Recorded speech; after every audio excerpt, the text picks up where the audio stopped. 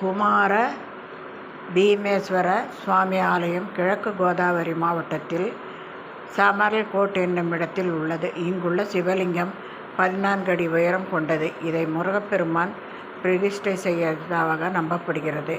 2 தளங்களாக உள்ள கர்ப்ப கிரகத்தில் படியேறி சென்று சுவாமியை தரிசிக்க வேண்டும்.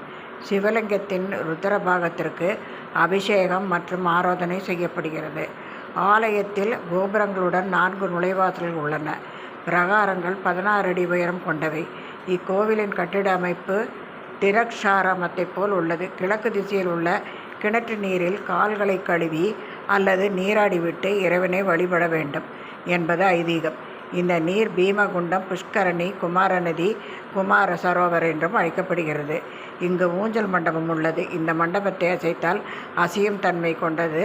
சித்திரை, வைகாசி மாதங்களில் சூரிய ஒளி சுவாமியின் மீதும் மாலையில் அம்பாளின் பாதங்கள் மீதும் விழுவதாக சிறப்பான அம்சமாகும்.